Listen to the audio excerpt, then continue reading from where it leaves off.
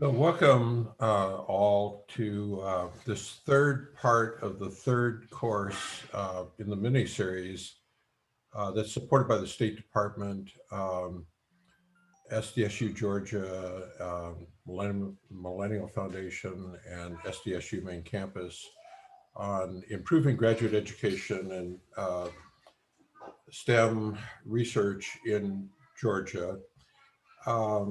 At the end of the talk by our Dean Ballston, he suggested students requested more information on the individual PhD programs that are offered at SDSU. Dr. Ballston gave a overall coverage of doctoral programs in the U.S. and U.S. style of education. And then, as I say, there was a request to look in more detail at individual programs at SDSU. So today we will finish the third set of courses, and we're focusing on STEM, science, education, math, science, and engineering, education and engineering, and health. So before we start, if you would submit any questions you have on chat as they come up, we will, Dr. Nodar Surveladze, who's the Tertiary Education Director for the Millennium Foundation, will collate those and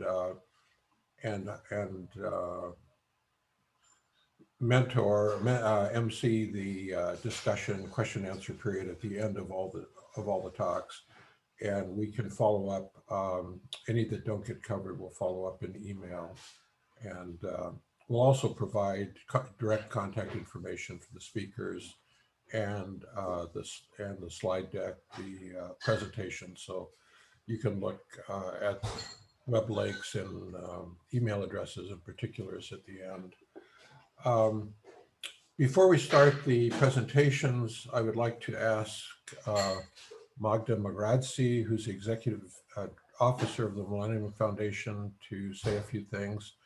The Millennium Foundation has been a fantastic supporter of the effort on SDSU Georgia and STEM education and research in Georgia in general. And Magda in particular has been really helpful and committed to seeing success in these areas. So Magda, do you have anything you'd like to say? Thank you, Dr. Rochelle. Good evening and good morning, dear colleagues.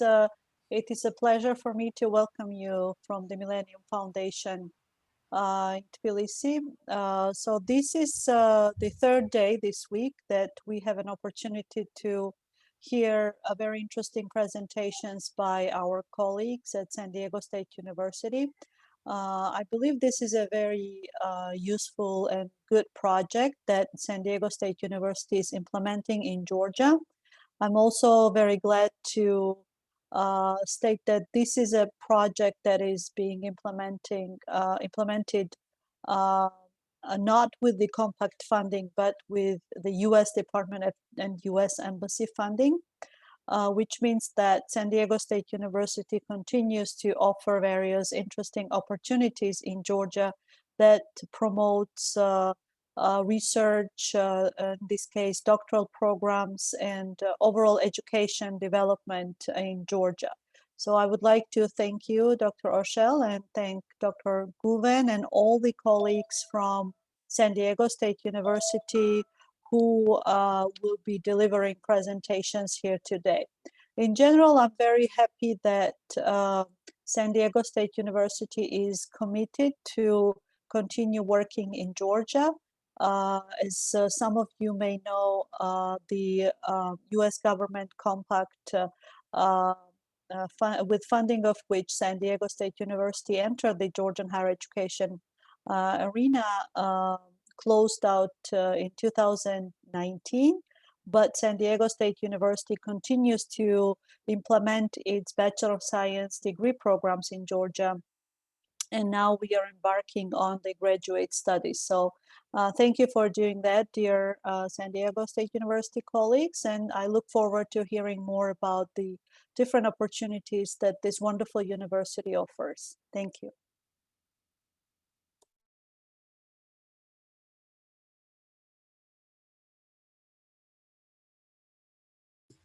Thank you, Magda. None of this would be possible without the support of SDSU Georgia and the commitment of Dean Guven, who has been has really made this, pulled this all together and made it possible. Dean Guven, can you say a few words before we start? Yes, of course. Thank you, Walt. I would like to welcome all of you to this last one of the series of 3 different presentations, and the fourth mini course will be in, I think, in April. But this has been a long haul, so I would like to thank you for participating. I see a lot of familiar faces and names from the last 2 presentations on Wednesday and Thursday. Thank you for coming again. And as I pointed out in the last 2 meetings, SDSU has been in Georgia since 2014. And it's been over 6 years, and I've been here that long as well. And I am extremely privileged to be in Georgia. I love being here and contributing to this great project and great reform activity in STEM fields in Georgia. We have 440 students now, and we graduated already 140. We'll graduate 3 more batches until 2023. Until that time, we're totally focused on sustainability of SDSU in Georgia, in finding other needs in the country to make sure that SDSU stays here and not just in STEM field. So today's presentation is one of those extra presentations that are non-STEM. So even though the project is funded to promote STEM graduate education and also research, this particular presentation is about doctoral programs in non-STEM fields at San Diego State University, with the hope that we'll be able to make connections in other fields other than STEM that are needed in Georgia, and education is one of them, and of course health is another. And I'm pleased to welcome today a professor from TSU, Guguli Magradze, where we have a psychology presentation today. Also, we have the former Minister of Education, Tamar Sanikidze, who's working on the World Bank project here today. So we're very much keen on trying to find out what areas SDSU can contribute to Georgia, not just until 2023, but much, much beyond that. So this is just one of those searches, trying to find other areas where we can contribute. So please feel free to contact us.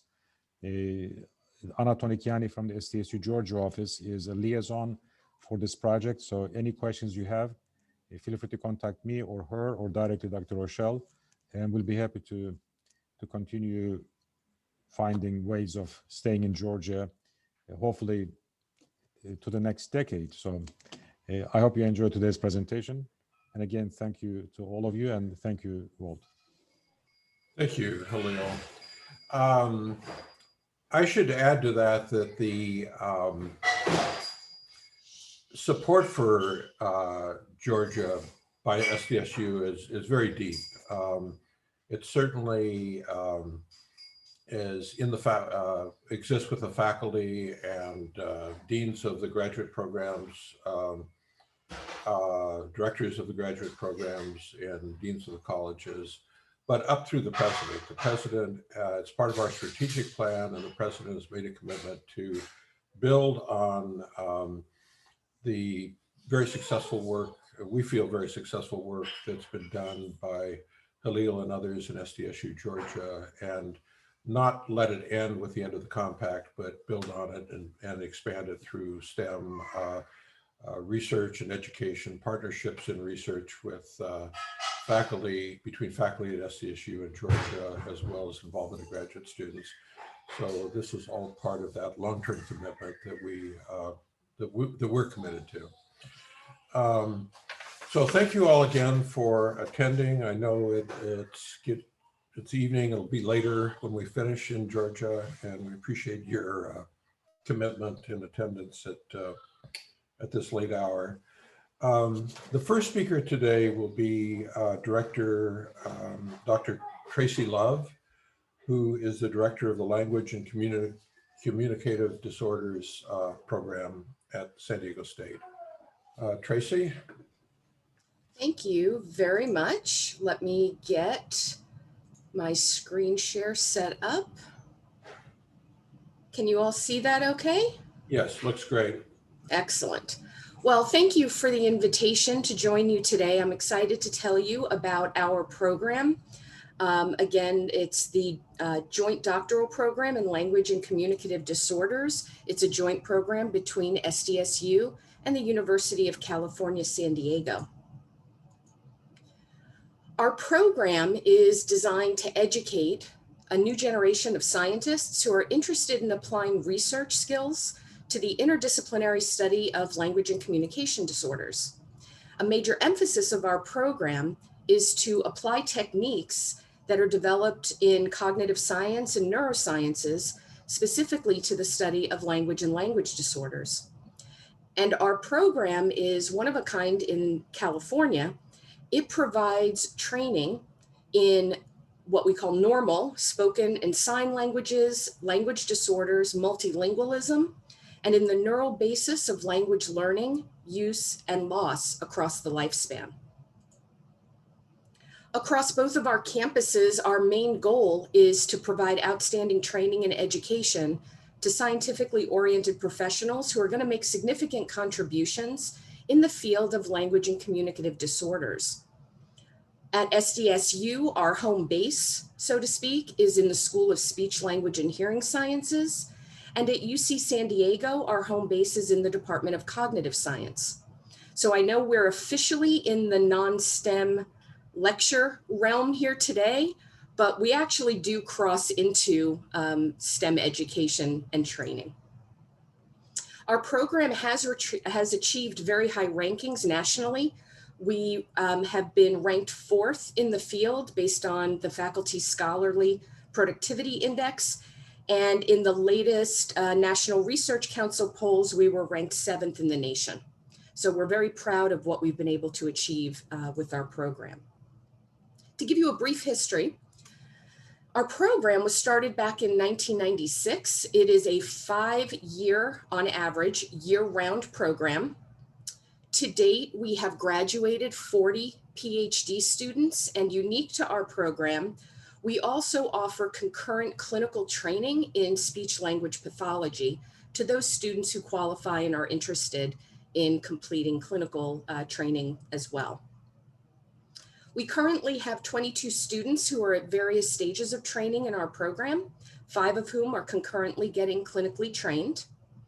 And if we want to know, if you want to know where our 40 graduates are now, 18 of them hold positions as faculty members, 4 are in postdoctoral fellowship positions, 10 are researchers in industry, 5 have pursued clinical careers, and 3 have gone into other areas.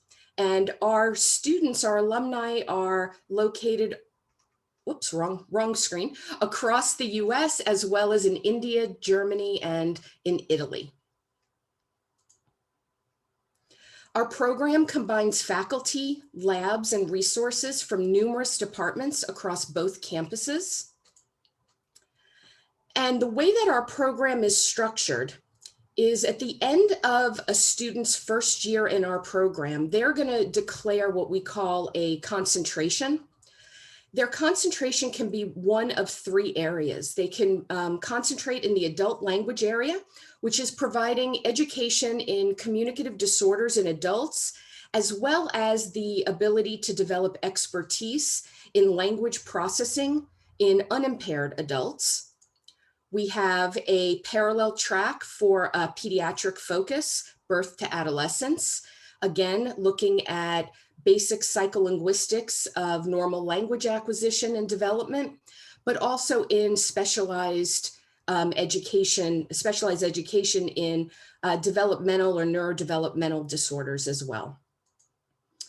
And another large component of our program is our multilingualism focus, where we provide education in cross-linguistic, ethnographic, and other comparative studies of communication disorders in children and or adults, and those that are associated with bilingualism or second language acquisition.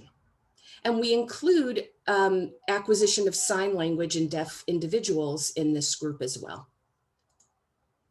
By the end of our students' third year, they're going to focus on a methods minor, and they can choose from behavioral dynamics. So those who are interested in computer-controlled methods to study language and cognitive processing in real time, neuroimaging, ways to complement their work with MRI, MEG, ERP type of approaches to the study of language and cognition, or neuromodeling for those who are interested in simulation of normal and abnormal language and cognition through neural networking.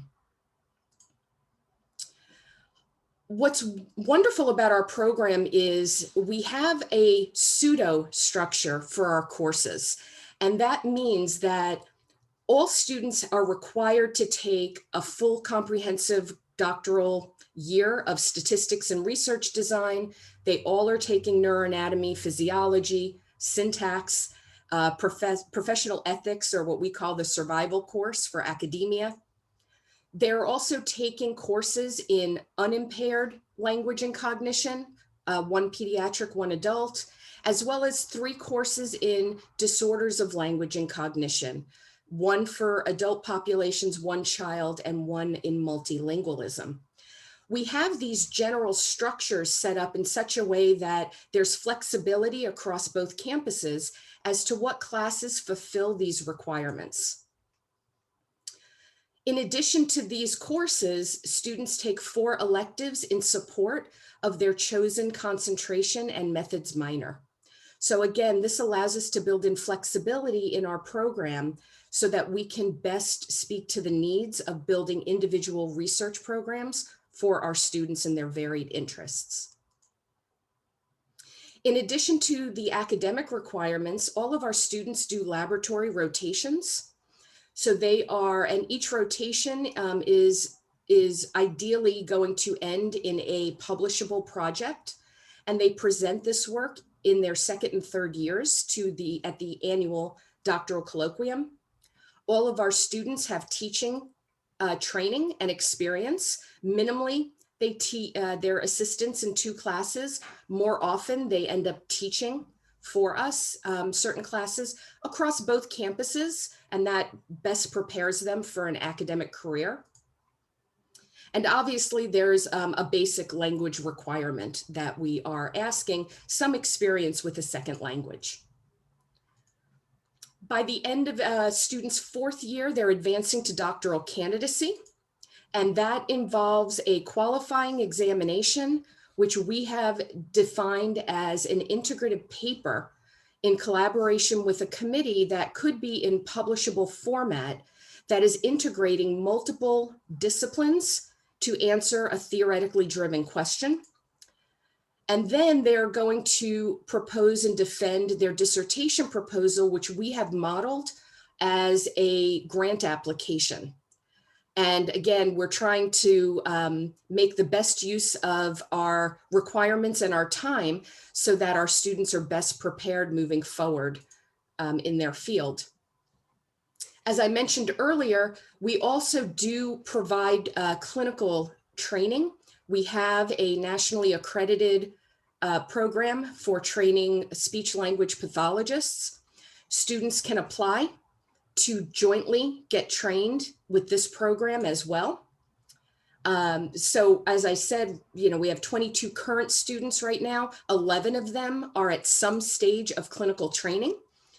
And we have it fairly well worked out now. It's a tough road, but about 50% of our students follow that line. So to apply to our program, students have to be admitted to both campuses, but the initial application is through San Diego State University. We're drawing our student pools from various disciplines in communicative sciences and disorders, psychology, cognitive science, linguistic and engineering, as well as other related fields. We suggest that students have adequate preparation in math, biological sciences, and statistics. And I think I saw something come up in the chat, but I can't see it, so I apologize. Sorry, Tracy. People will suggest questions. Don't worry about looking at the chat. Fantastic. Nodor will pull them together and organize discussion at the end of the sessions. Fantastic. Thank you for telling me. While we recommend a background in either neuroscience or language sciences or disorders, it is certainly not required for admissions to our program.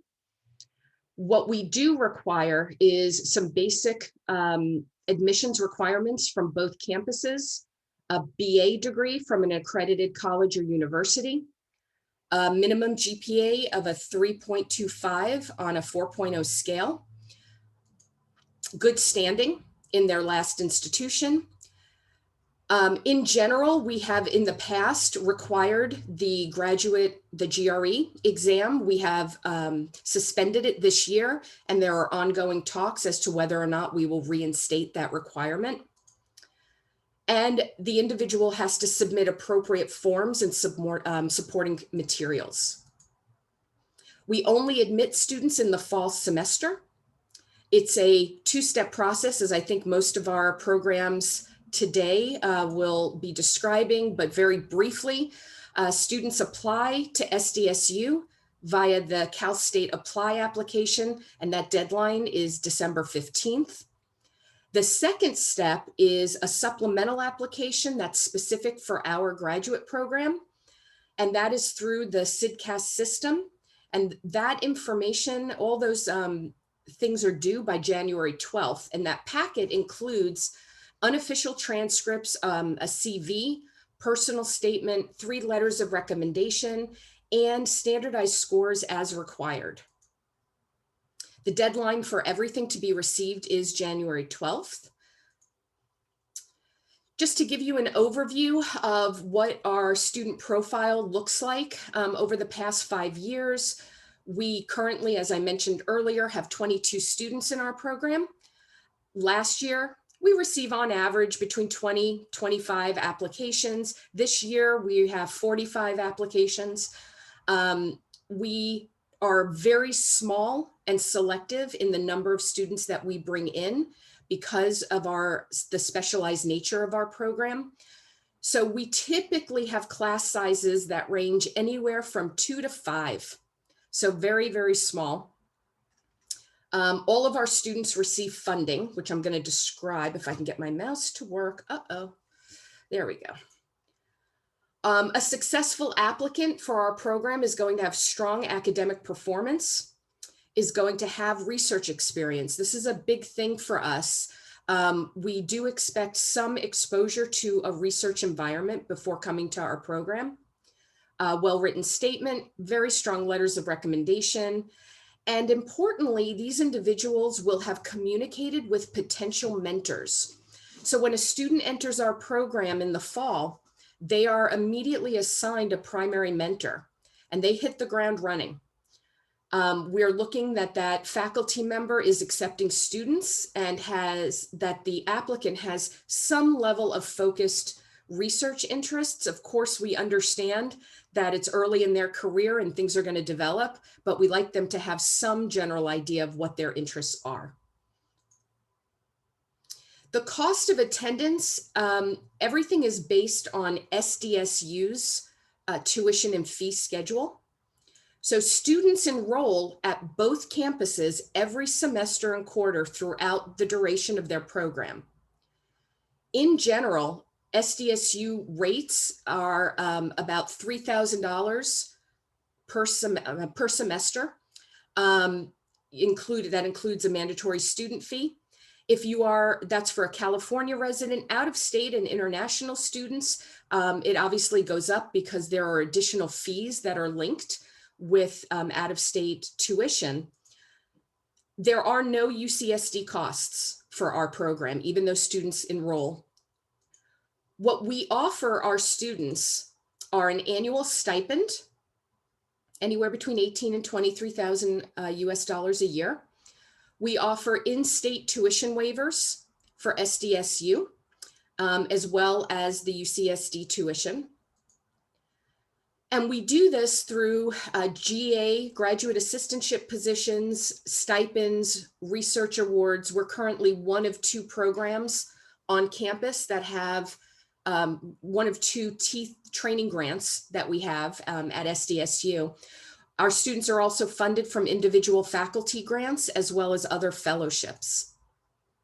We've been successful at providing funding we commit to 5 years of funding for each of our students, which is another reason why our incoming classes are so small. If a student goes beyond 5 years and there's not another source of funding for them, they can be responsible for their own tuition, but we can guarantee it for 5 years. I am not going to go through this horrifically small chart, but this just gives you a glimpse of our faculty across both campuses. We cover a range of topics and work with a range of different clinical populations in our program. And you'll have a copy of that, I suspect, when I send my notes over. Some examples of current projects that are going on with our current group. There's work in pediatrics, looking at things from speech sound disorders in bilingual children, looking at neural oscillations in implicit word learning, looking at saccadic eye movements in children on the autism spectrum. We have adult projects going on, from looking at reading skills in deaf adults, biomarkers of functional impairment in post-stroke aphasia using MRI and perfusion mapping, looking at cognate effects in bilingual adults who have developmental language disorder history. So there's a large range of work that's ongoing with our students. And this is our current group of 22 students who are conducting this research, as well as our wonderful faculty members who are shepherding them along the way. So with that, all of the information of our program can be found on our program's website, and I hope I stuck to the time limit. I'm happy to answer any questions when it's appropriate, and I thank you for your time. Great, Tracy.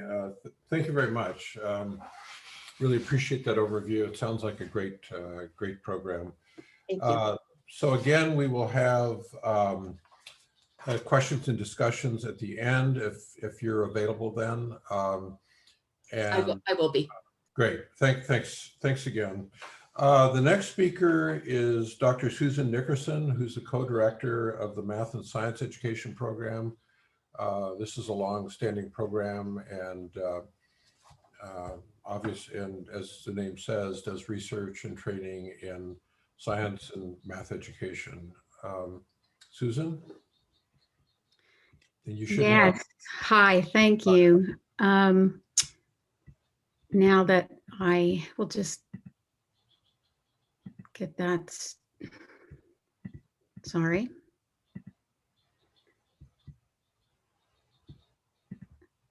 Okay, thank you very much for listening. And she's set our program up in some ways very nicely, so I'll just start in. I want to say that ours is also one of the top ranked programs, in particular for preparation as a mathematics or science education researcher.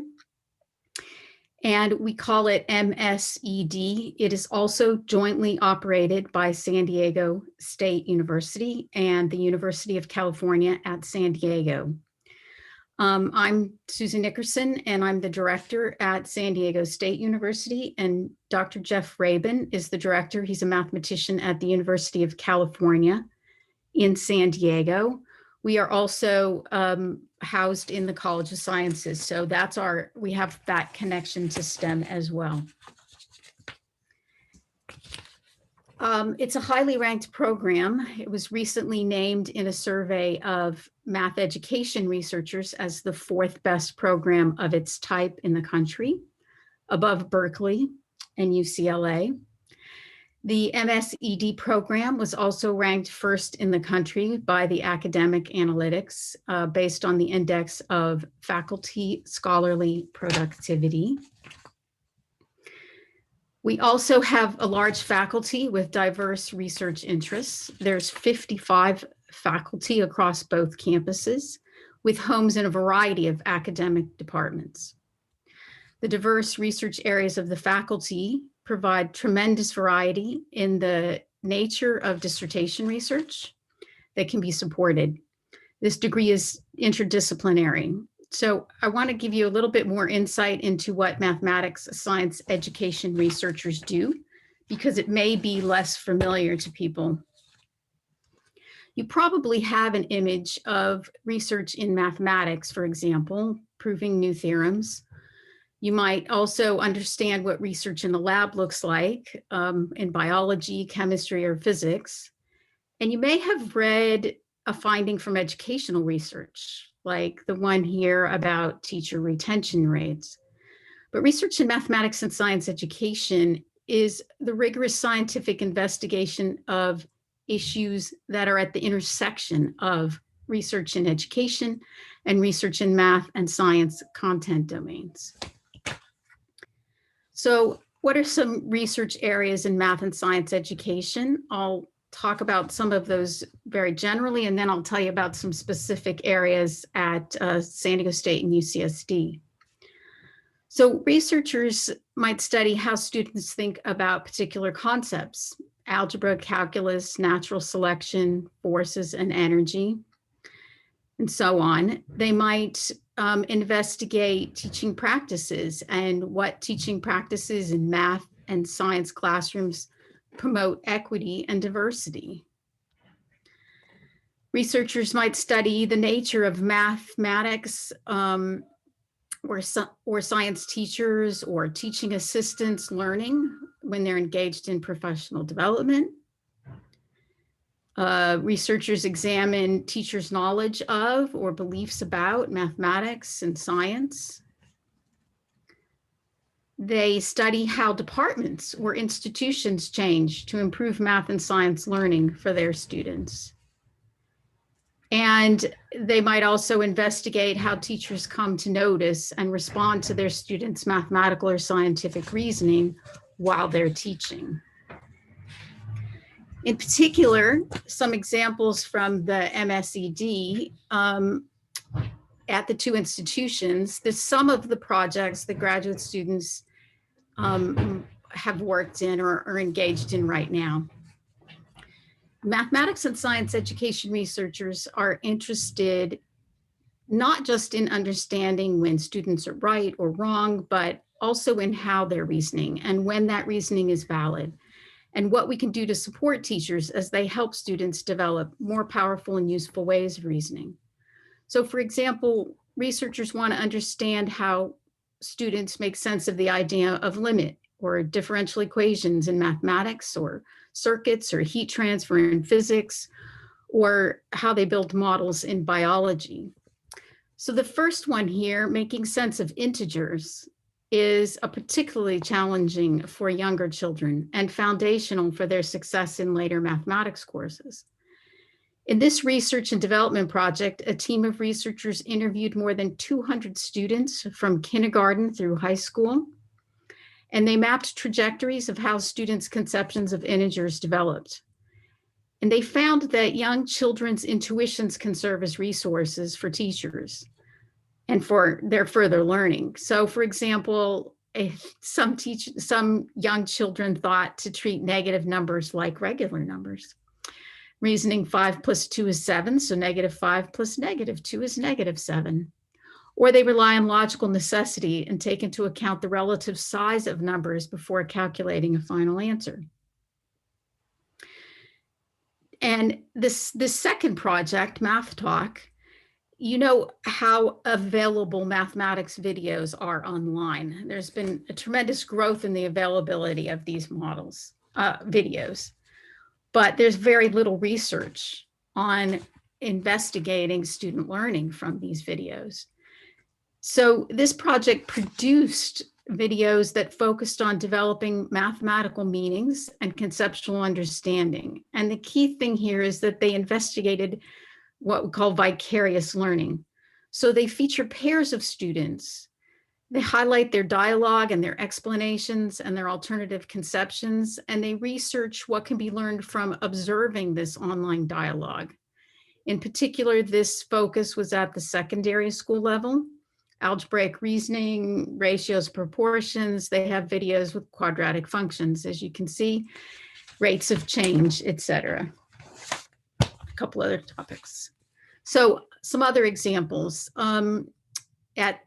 as part of the MSED program. So in another lab, they study how and why interests are developed and sustained, and how one's social identity or beliefs about that identity influence these motivational processes. So they seek to understand science majors' perceptions of science and what a science career might afford them, and whether those perceptions affect later choices that they make. Another group of researchers is investigating issues of measurement and psychometric instrumentation in chemistry education. So chemistry education researchers use instruments measuring student motivation, student study approaches, and instructor teaching approaches. And this research is focused on the instruments that they use. Another researcher, a faculty, is a co-principal investigator on 2 national studies of the pre-calculus to calculus 2 sequence, with the goal of better understanding current department practices related to these courses. The process of departmental and institutional change, as a lot of departments and institutions are trying to improve calculus instruction. And they also are studying ways in which professional organizations can support and sustain this change. Another current project involves identifying specific faculty actions in different instructional practices. So for instance, they might be studying the use of personal response devices, what you might have heard of clickers, that correlate with positive student outcomes.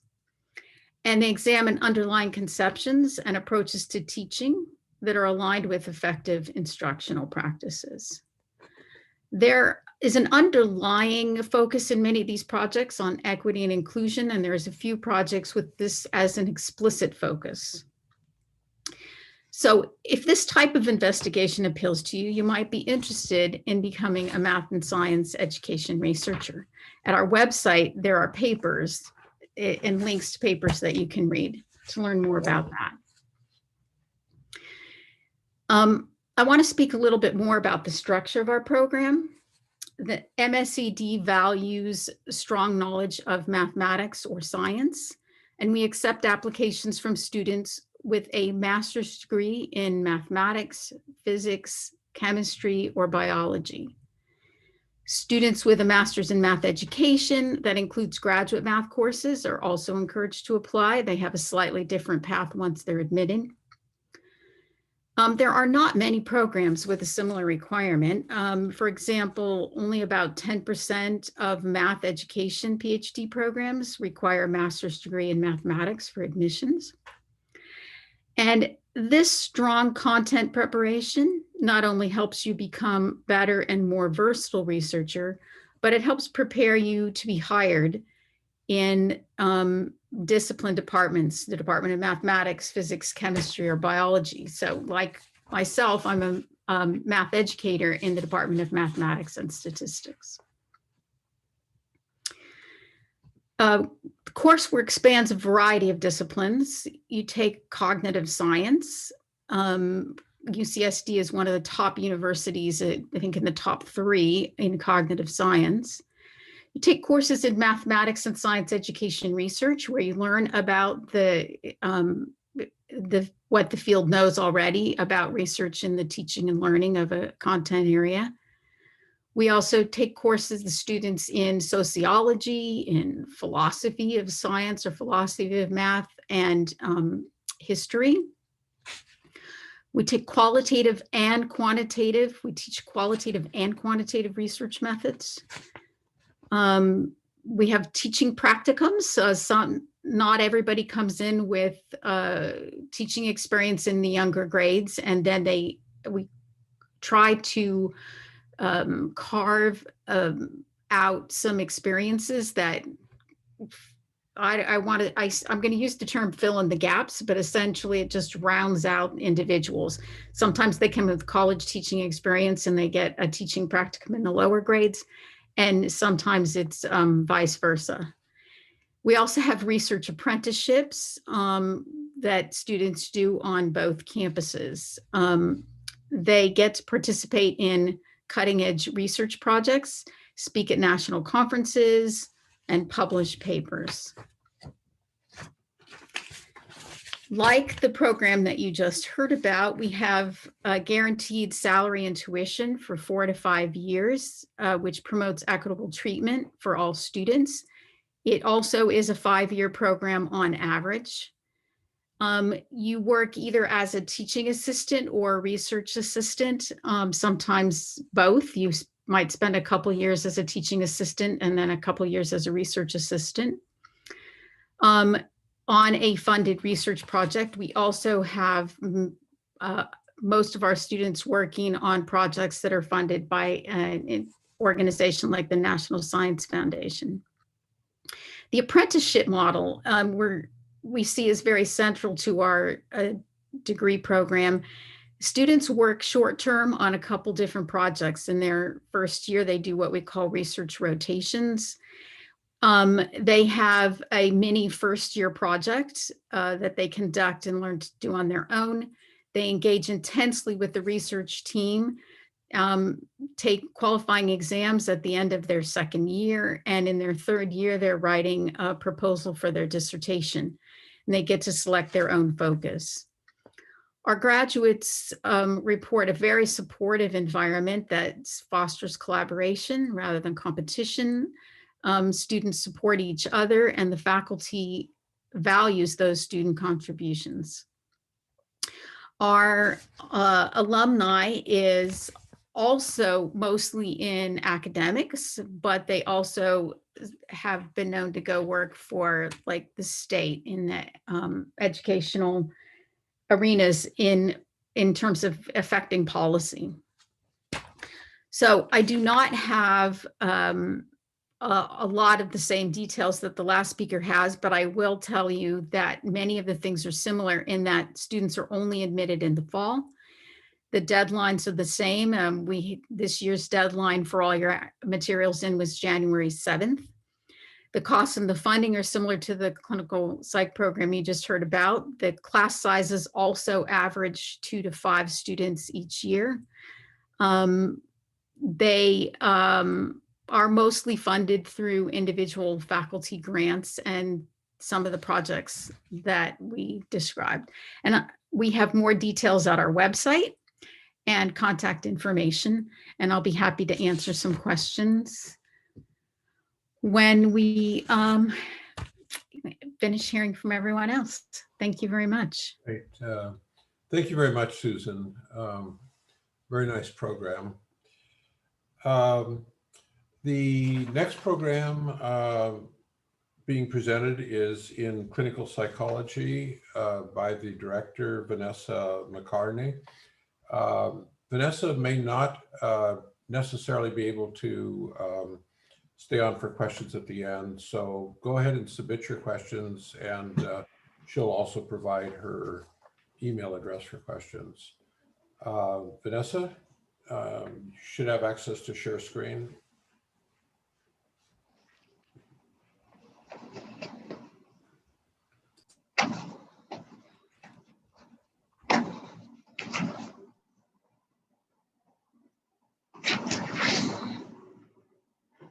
Unmute. Can everybody see that?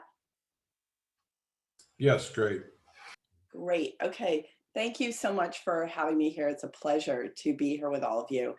And as Dr. Rochelle said, I'm the co-director with Dr. Lauren Brookman-Frazee from UCSD of the Joint Doctoral Program in Clinical Psychology. And I'll take a few minutes today to acquaint you with that. And I want to thank the 2 previous speakers for covering some information that also is common to our program. So I'll refer back to that.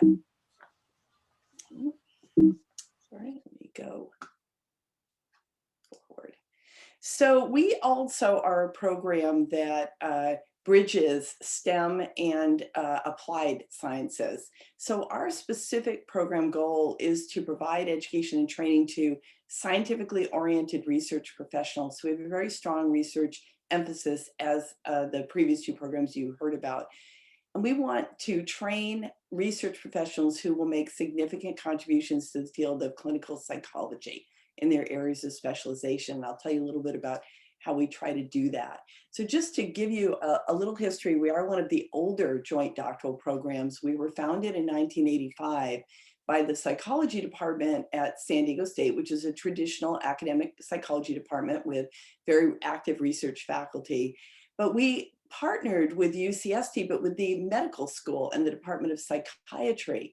Also a very, obviously an applied setting where patients are treated and care is delivered, but also a very, very heavy research oriented psychiatry department. And that has made us incredibly unique in the United States as a program. And we think it's something that really has contributed to our success.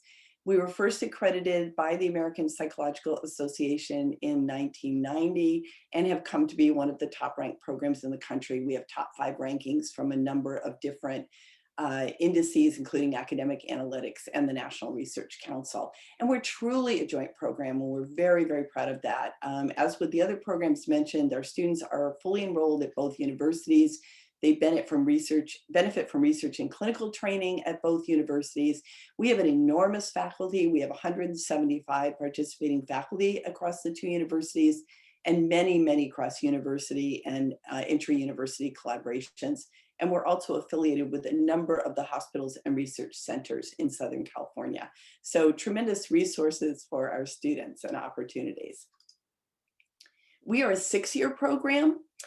We limit our program to 7 years, but almost everybody finishes in 6. We have a couple students finishing in 5 years right now, which is a quite accelerated timeline, but it is possible. The core element of our program, I've listed the elements here and I'll run through them fairly quickly, but the core element is the mentored research experience. Our students come in matched with a mentor. We're interviewing applicants right now, and we are interviewing them with a mentor in mind. When we extend offers to the program, it is to work with a particular mentor. So you are set up with a mentor from literally before you enroll in the program. The requirements are a 2nd-year project, we call it. It is prepared as a manuscript to be submitted for publication, but it also does count as your master's thesis. So our students do earn an MS in clinical psychology from San Diego State on their way to the doctorate. We also require a dissertation. That can be what we think of as a traditional single volume dissertation, or we have another option in which students prepare 3 publishable or published journal articles, and most of our students choose that option.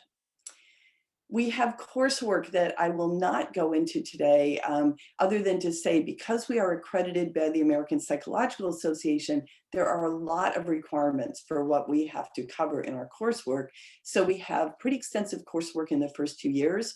In the advanced years, you do pro seminars in your major area of study, and I'll talk about that in just a second. We do try to limit coursework as much as we can under the American Psychological Association requirements so that students have more time to spend in their research labs. Our students also, because we are both a research program and an applied program, our students do complete clinical practicum training starting in their 2nd year. Their 1st year is completely coursework and research, but 2nd, 3rd, and 4th and 5th years, they are also in clinical practicum training at about 10 hours per week.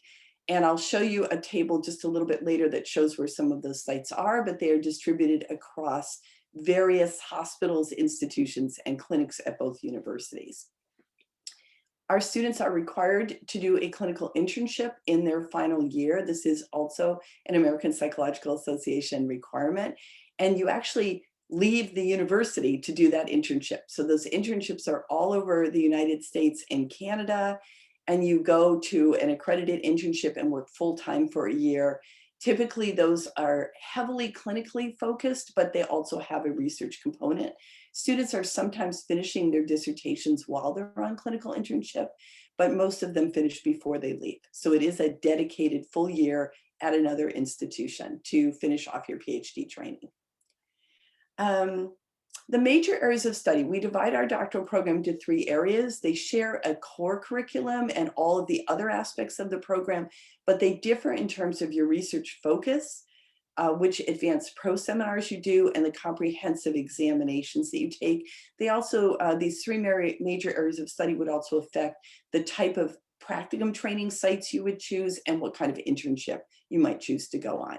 And those 3 areas are behavioral medicine, which focuses on physical health within the context of clinical psychology. And we have researchers and faculty and students in that area who are interested in everything from prevention of chronic illness to post-diagnostic quality of life and dealing with mortality.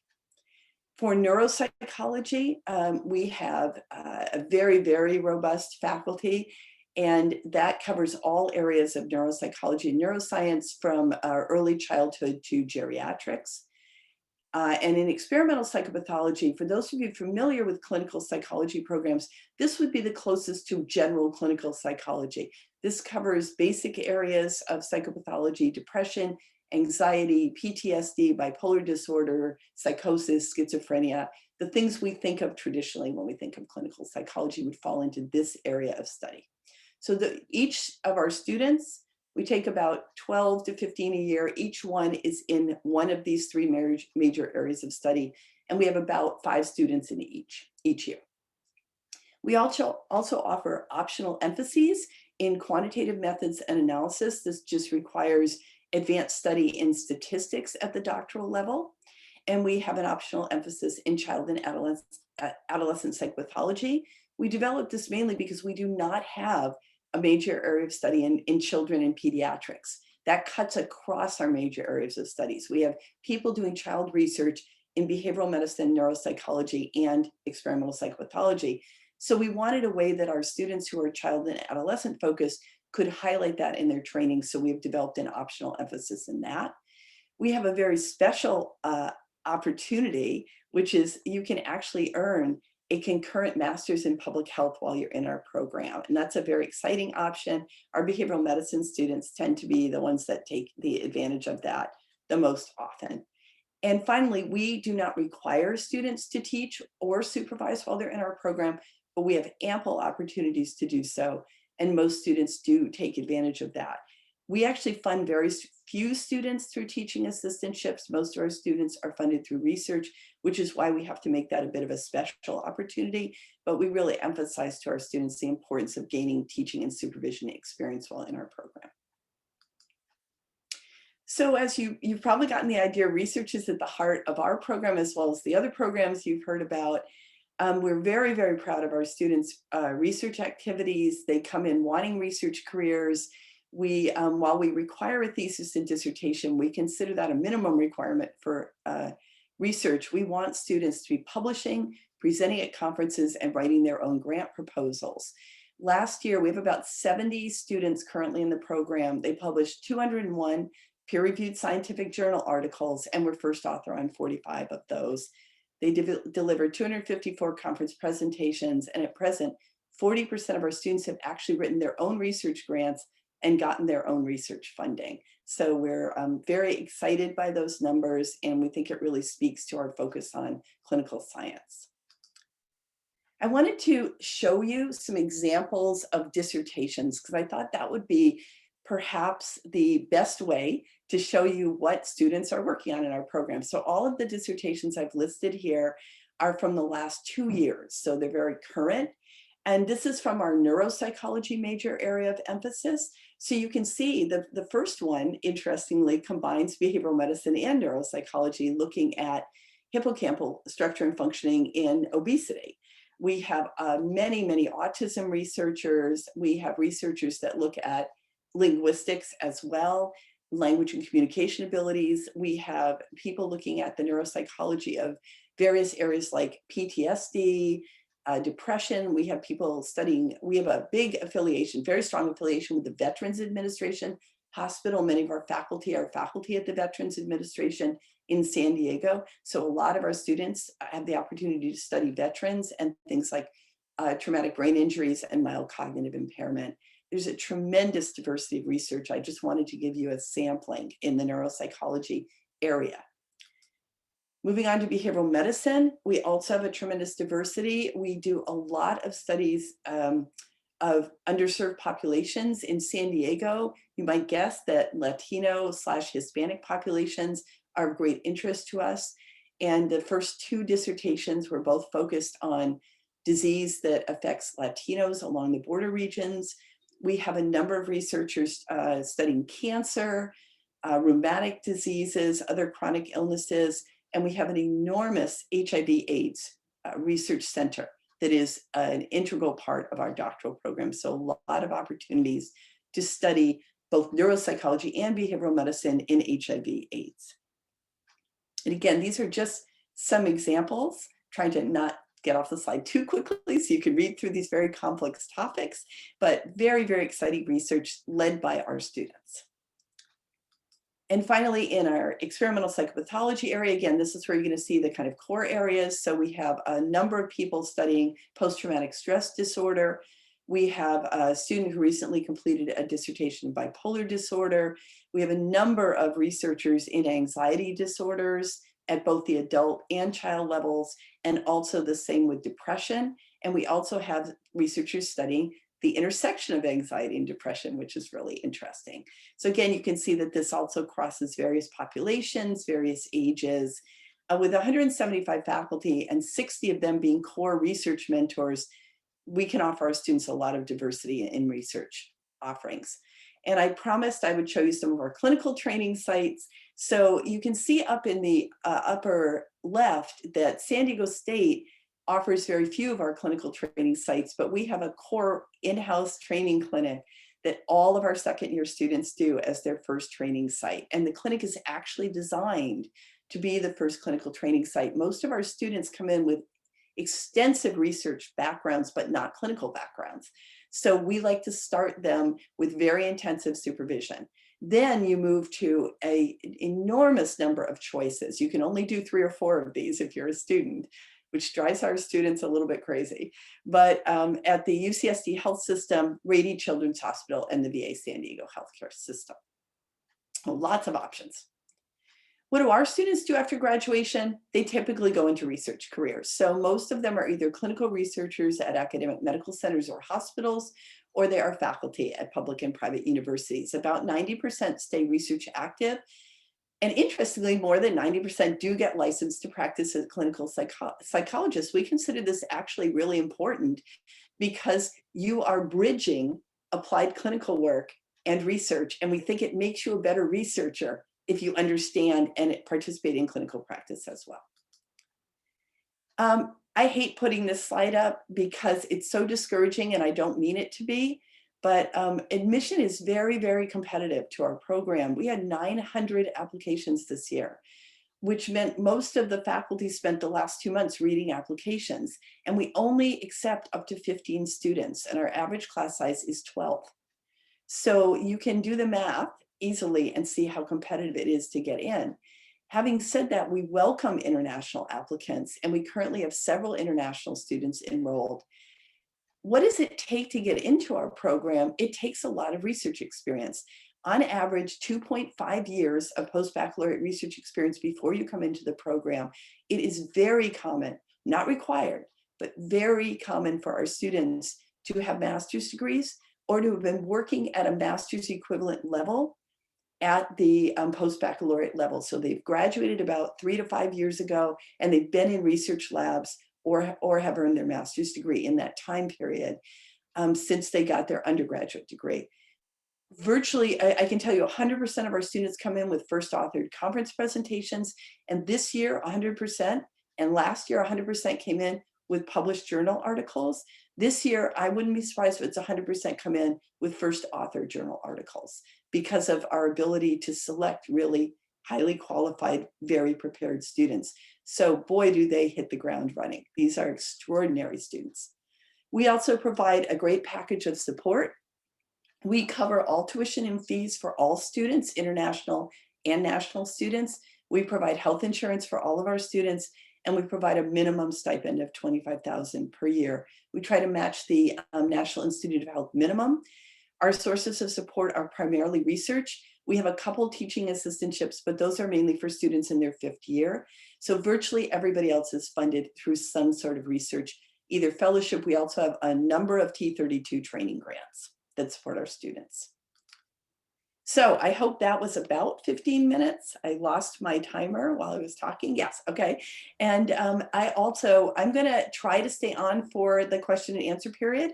So I think I was just able to get somebody else to cover my research meetings. So, but please feel free to email me directly at this email address. I believe I'll be getting the slides, and the general program email address is on here as well. And that goes directly to our program coordinator, Lindsay Miller, who knows everything about the program. So thank you very much. And I look forward to hearing your questions. Thank you, Dr. Markar. There are 2 questions from the audience. One question is, are there any new studies on the impact of COVID-19 on mental health?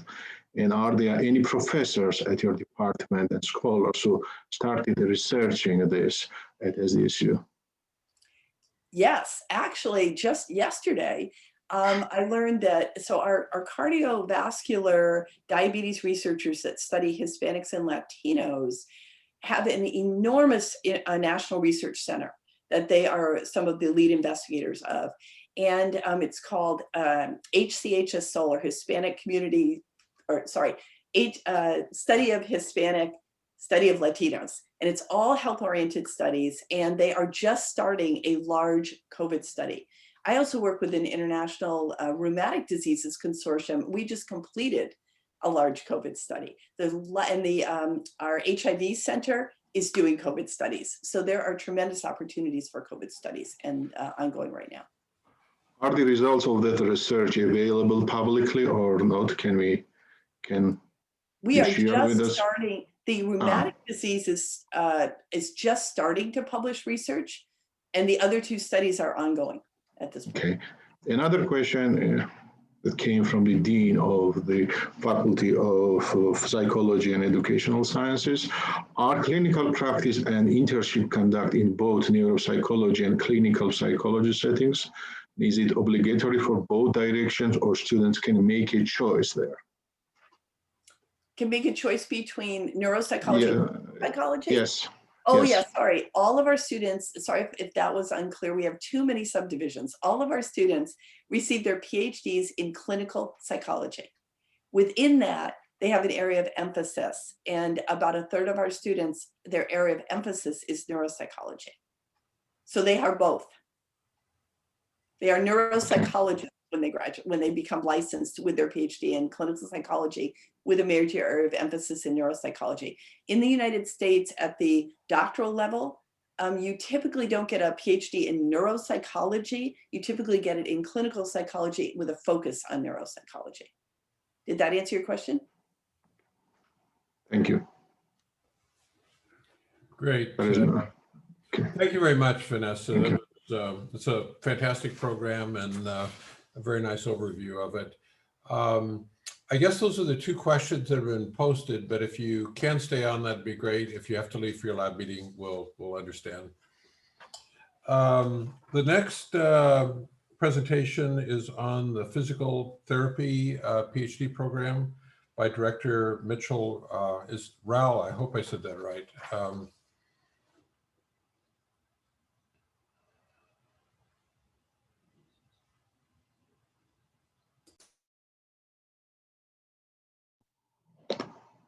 Dr. Rao, you are muted. Yeah, we can't hear you, and there's no text on the slide. There, yeah, you'll, is that a little better there? Let me see here. Well, we're looking at ourselves, so it's much better. I'm just wondering why.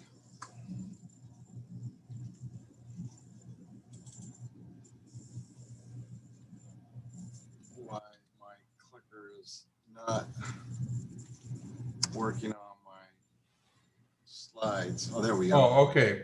There it goes. We've got some text. Sorry for the technical malfunction there. Okay. Well, thank you all for inviting me to the talk, and hopefully you'll share some information for you. The mission of our physical therapy program here is dedicated to the excellence of physical therapy education through the regional recognition. So we're the newest program in Southern California in the last 10 years.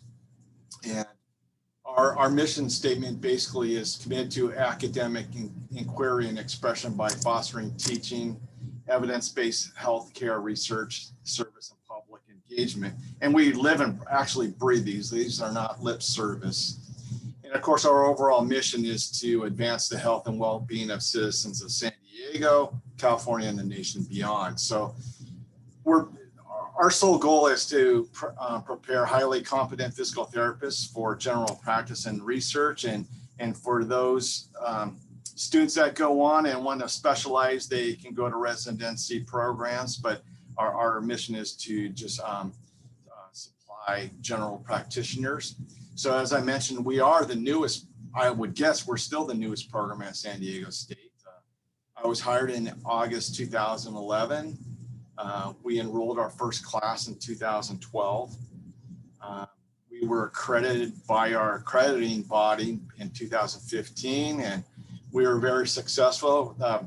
First new programs only get a 5-year timeline, and we did really well. And we were just re-accredited, and now we are on a 10-year accrediting cycle.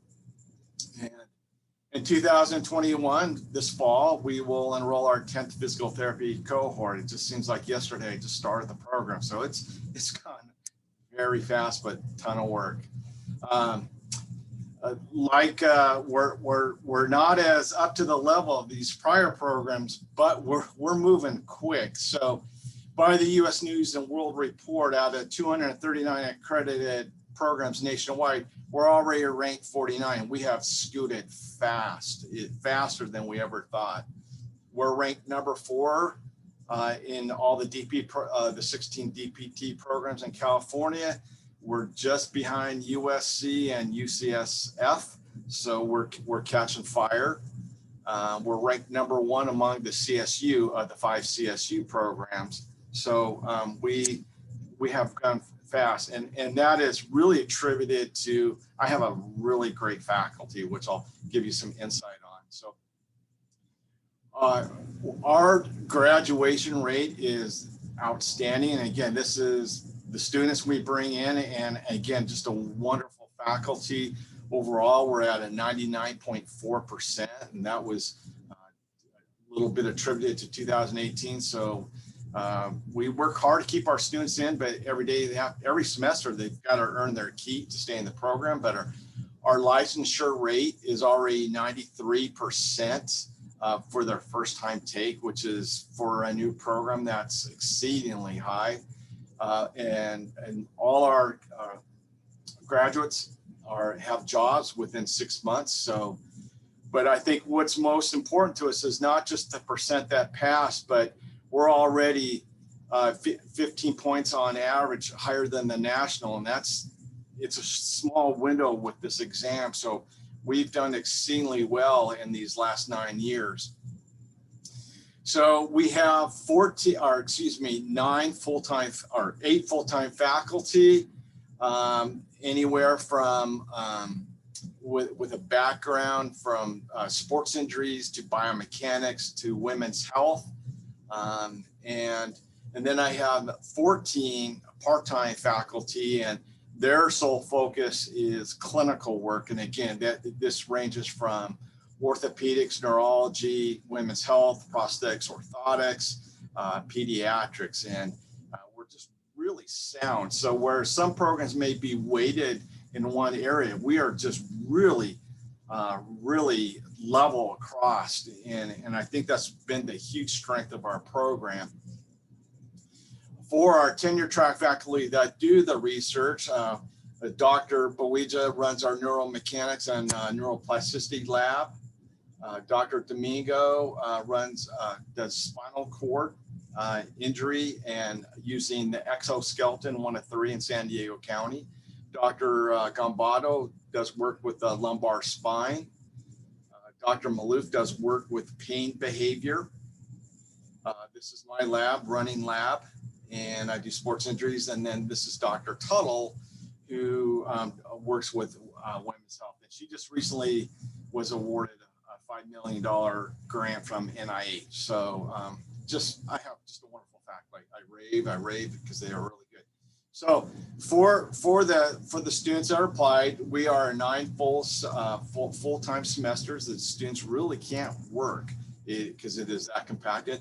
Our classes start one time a year in June. The first two years of the 3-year program are didactic and with a 6-week clinical clerkship embedded in between. And then their 3rd year is is almost all clinical experiences. 1 is 16 weeks, and then 2 are 8-week clinicals. And these are in orthopedics, neuro, peds, skilled nursing, but it has a wider range than that. Our students also have to complete a doctoral project. That's not required nationwide, but in California state system, it is required.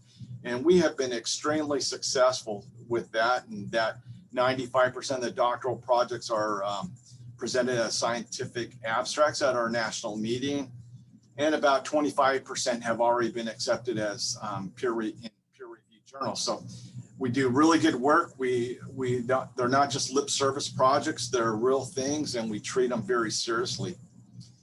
So on the horizon, we're looking to start a community-based faculty practice clinic, which we know is going to take a lot of work, and also a sports physical therapy and pelvic health residency program. So those are on our 5 to 10 year window plan.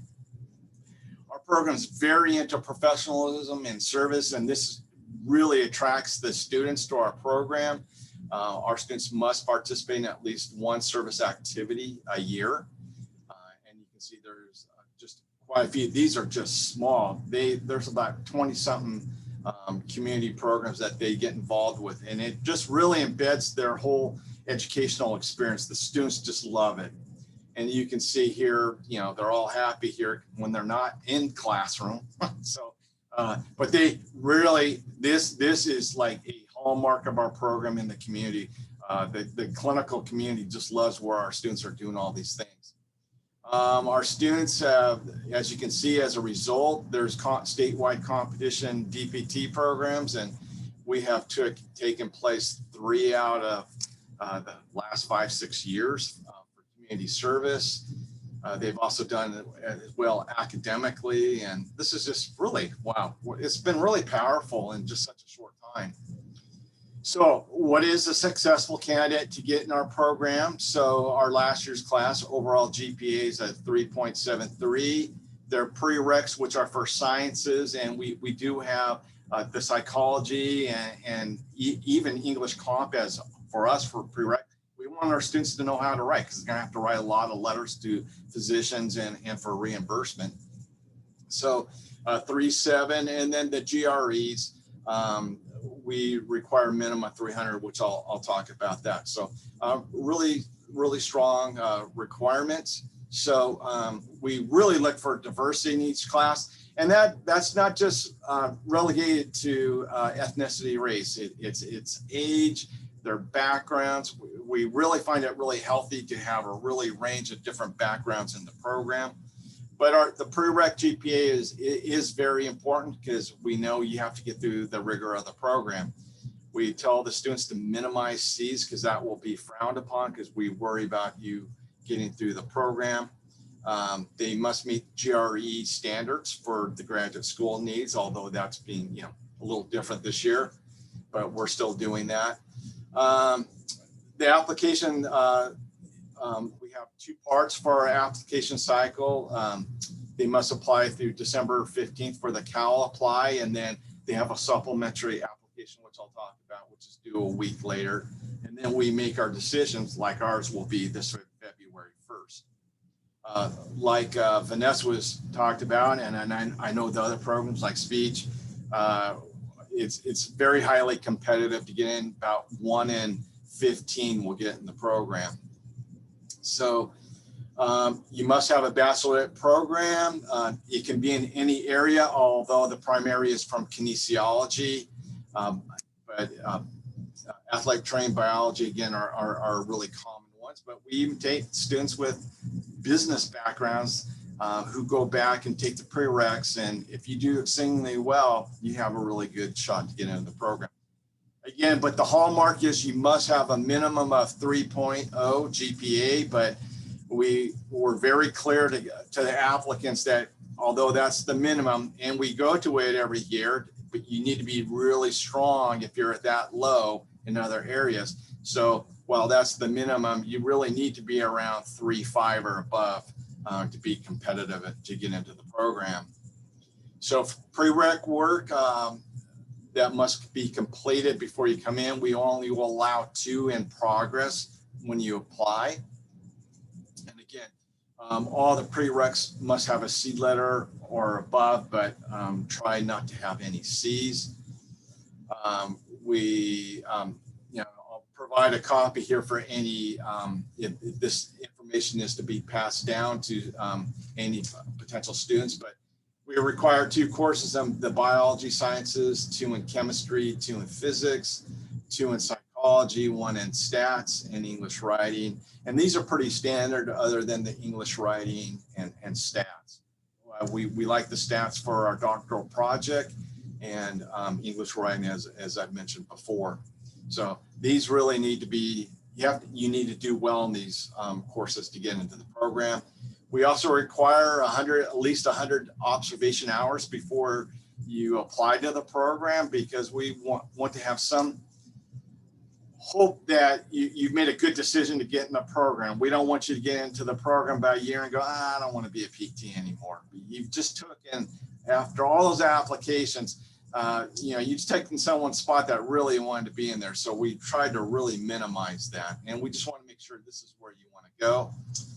As you can see here, because of COVID, we waived the 100 hours, but we really prefer to do that. And we look for two or more different types of physical therapy settings that you just volunteer or work in prior to coming in. Again, the GRE, you must have a combined 300 for the verbal and quants. And for anatomy and phys, that has to be current in the last 5 years. And again, the GREs, as I mentioned. So for supplemental, we use an interfolio site. You must supply 2 letters.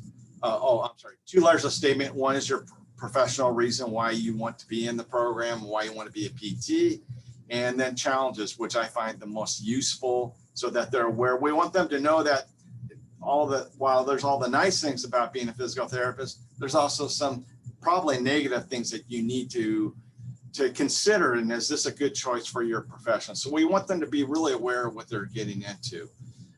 As you can see there, we see, it's just a note here that there's a central service that 85 to 90% of the PT programs use for their application service.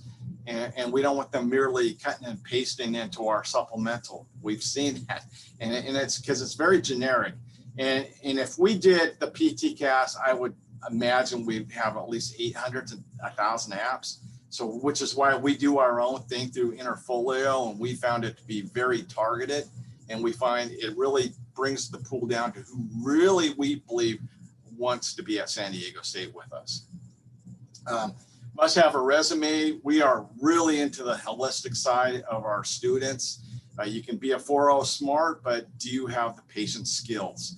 And can you relate to the patient? A PT must relate with this patient. You're not cutting anyone, so you really need to be able to communicate with the patient. So resume and being well-rounded is a real hallmark of our students. Our students also supply a video, which we find, we don't do interviews, we use a video, and it's just been fantastic. So we allow the students to present the best side of them and why they want to be in the program. And then 3 letters of recommendation. We actually really read these. These are very important to us. 2, 1 must be from a physical therapist that you've done a volunteer experience in, and 1 is from an instructor. And then the 3rd one can be from an instructor, PT, or someone that you've done something really important with that's had some supervisory experience over you. So we've just started that in the past year. We're trying to see how that will help out.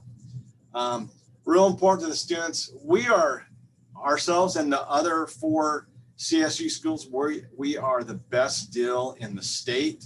We're probably one of the best deals nationwide. We're cheap for PT schools.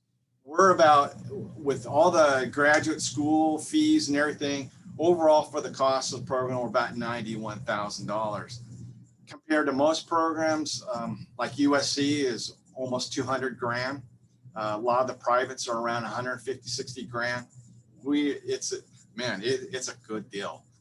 And I've also put for any potential applicants from Georgia that if you're out of state or international, there is a, it's just generic for San Diego State. There is that out of state cost, and it's about 140,000 when it comes to that. So I've kind of gone pretty quick here, and I'll supply Dr. Ochel a copy to send on to you all. If you want, I'll PDF this, but you can see that you can see all our smiling students here when they're not in the classroom, of course. It is anatomy. They just do all these great things. This last year, they just did this thing called Boundless, where they've had individuals with disabilities, and they did a fashion show, and it brought a ton of people in from the community. It's just amazing, all the things that they do for the community, and we're extremely proud of them. So again, it's one of the hallmarks of our program. So I'll be here for questions, and again, I thank you for allowing me to come speak on this. Thank you very much for that presentation, and thanks for staying on for questions. The last formal presentation this evening will be from Director James Marshall of the Education Leadership Program at San Diego State, pre-K-12 leadership and community college leadership. James, you should have access to share screen. Oh, you are up already. Well, please go ahead. All right, thank you so much for that introduction. Good evening, everyone. I appreciate the opportunity to share with you a little bit about our EDD, Doctor of Education programs at San Diego State University.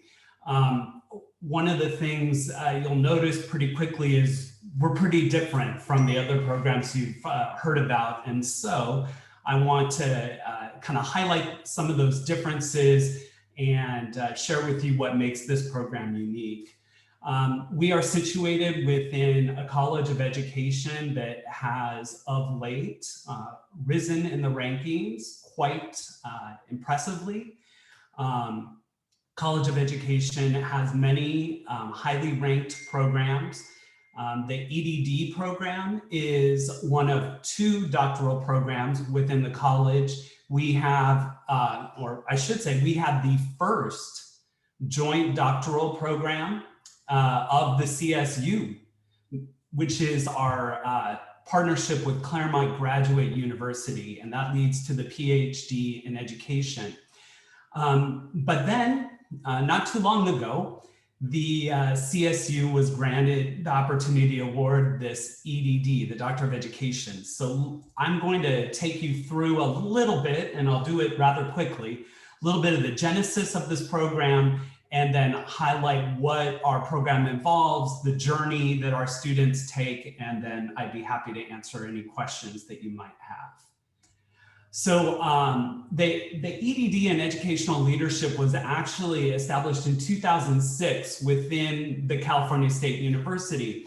And up until that point, the CSU was not part of, our charter from the state did not involve doctoral degrees. So prior to that time, the doctoral degrees were always awarded through a partnership with another doctoral granting institution. And that is why you see the majority of doctoral programs as partnerships.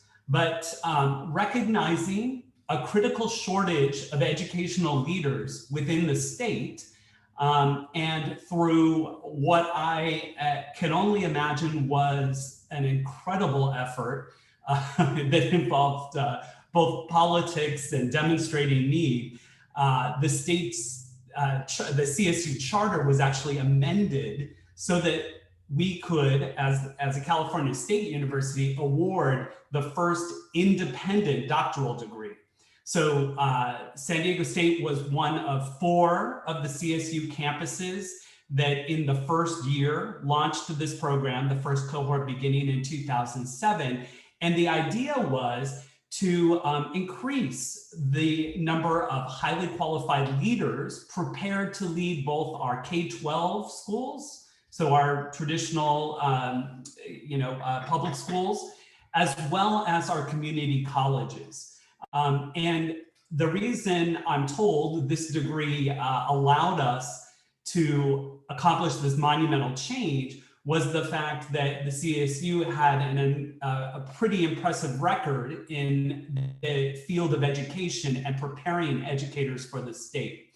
So it is not a surprise today that while we offer master's degrees and other, and our credential, which is required in the state of California to lead a school, while we offer those degrees and credentials, the folks who come into the EDD program are very well qualified and typically sitting educational leaders. So you could picture them as people who are leading local schools or serving in a school district in the central office overseeing schools or instruction. We do require a master's degree to enter the program. Within the EDD, there are 2 specializations, and I actually am the director of the pre-K-12 educational leadership. So within the Department of Educational Leadership, we have 8 full-time faculty. Currently within the pre-K-12 or the school, traditional school educational leadership program, we have 94 students, and this is the program that I direct. These are, like I said, typically sitting principals or other folks who have some leadership responsibility within a school district. Although I'll also say we have admitted people who work outside school districts, but the core of their work is in support of K-12 education. So we do have some non-traditional students who come in for this degree. The Department of Administration, Rehabilitation, and Post-Secondary Education is also part of this program and offers the complementary specialization, which is one in community college leadership, and they feature 9 full-time faculty. So regardless of which specialization you're in, the program seeks to further develop leaders. And as I said, the folks coming into this program are both formally educated, typically through a master's degree that is in some field of education and often in educational leadership itself. And they also bring typically some considerable experience, having worked typically their way up. I'm using the word typically a lot because it's hard to generalize, but a lot of them started as classroom teachers or community college instructors and have worked their way up into administrative positions. So the program is designed to further that their development as leaders. And so it takes a deep look at critical thinking as informed by the literature. So there is a strong research component that I'll talk about, but also developing them as change agents, helping them understand the dynamics of organizations and systems within organizations. It also looks a lot at ethical practice as a leader, both your own ethics and your own self-efficacy, as well as leading in those areas for the people who report to you. And lastly, we certainly want to create professionals who value and promote diversity, again, on the front lines in their organizations with the folks that they oversee. But then those people typically are working with our youngest folks, the students in their schools or in their community colleges. So again, working with leaders and knowing that the potential for their impact is far greater than just their own development. One of the interesting things about this program, obviously as a doctor of education, it is a professional degree as compared to the PhD. And so the state, when they amended the charter to allow the awarding of this degree, they were adamant that this be a very practical degree. They were adamant that students who came into the program could accomplish the degree within 3 years. And again, remember, it requires a master's degree to start. And in support of some of those outcomes, they require the chancellor's executive order that established this for the CSU campuses required us to embed the dissertation work into the coursework.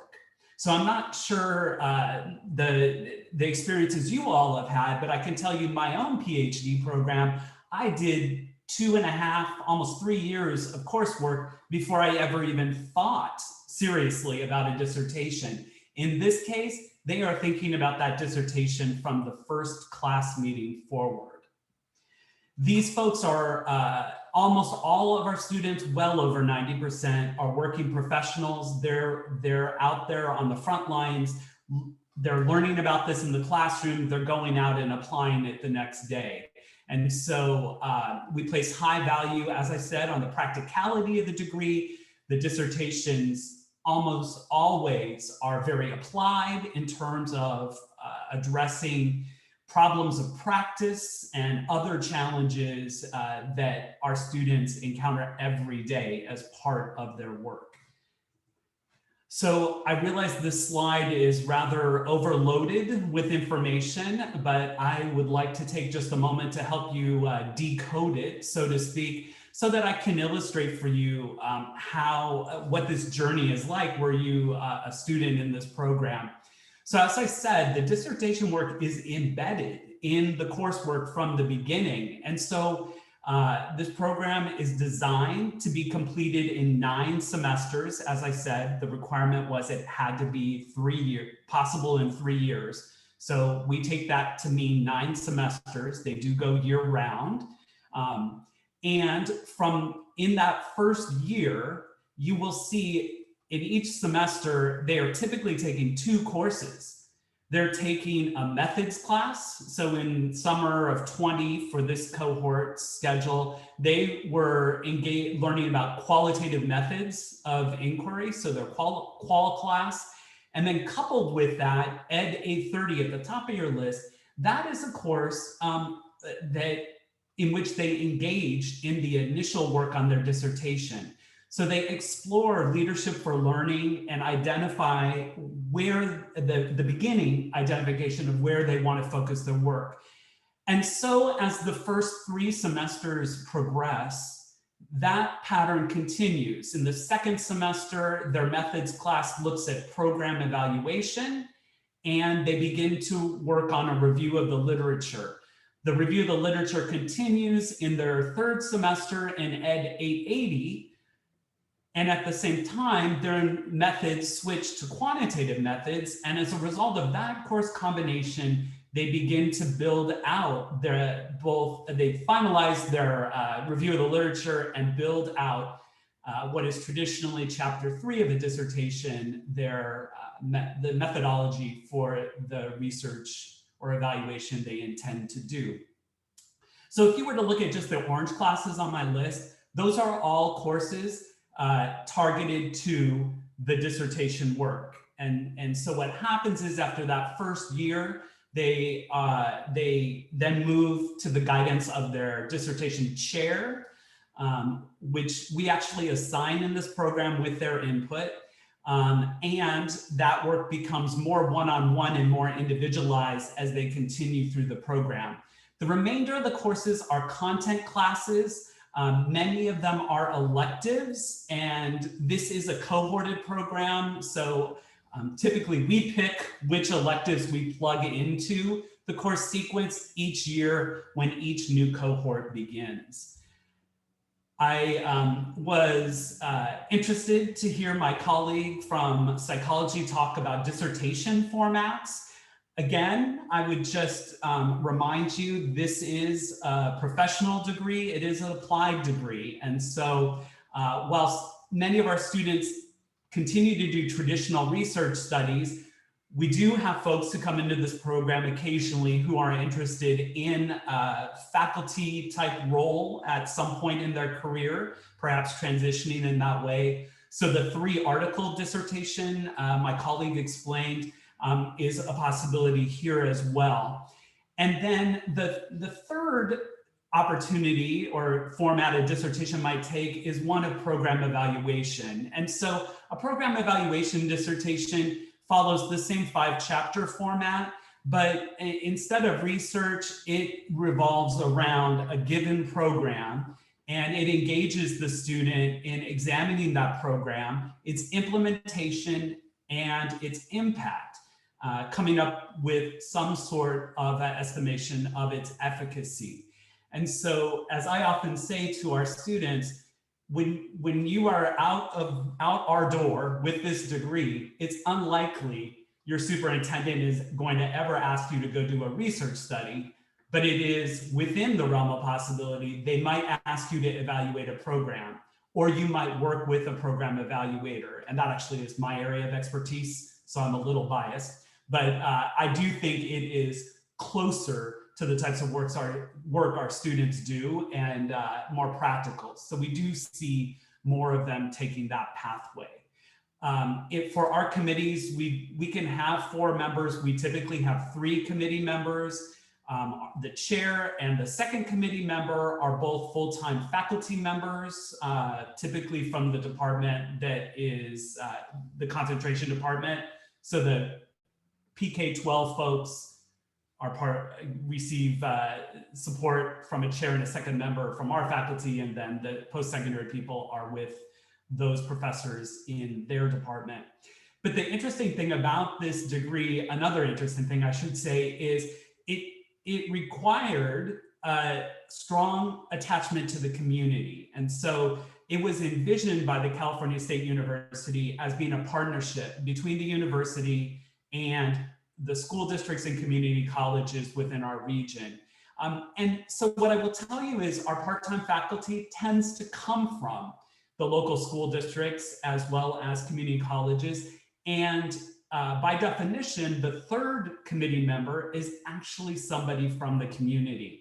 So we have a fantastic roster of people who are school superintendents and senior leaders, community college presidents, and community college program directors who can come and serve on these committees, so that we get a true hybrid sort of kind of cross-pollination of both the expertise of our faculty, who are very engaged in the community already, but also that voice of practice coming from somebody out in the field who is applying these ideas day in and day out. Our dissertation titles are very broad, not surprising. They vary in their methods, both qualitative and quantitative, though I would observe we are more qualitative overall than quantitative. Increasingly, we are seeing folks engaging in mixed methods in terms of evaluating programs within their district or other districts. And as I said, this work is begun in the first semester and continues to the final. We do have right now, I believe our completion rate sits at 94%. So it would appear as though our state, in its infinite wisdom in designing this program, actually did a great job in terms of the embedding of the dissertation work, because that oftentimes barrier in terms of completion seems to be very well addressed in the way the coursework progresses. To finish up my remarks, I'll just say that we do assign dissertation chairs in their second semester once they have a good idea of where they're headed. There are a number of supports for their research and writing. Not surprisingly, when students struggle in this program, it typically is with the writing and having hesitancy around it, wanting to do it right the first time as opposed to appreciating it for the iterative process that it is. As I said, this program started in 2007. We've had a lot of experience with doctoral level teaching, and we benefit from these rich partnerships that actually bring folks from our local partners, PK-12 and community college, in to serve as adjunct or part-time faculty in the programs. So I chose to put this up here. I will give you my email address in just a moment. I am happy to entertain any follow-up inquiries.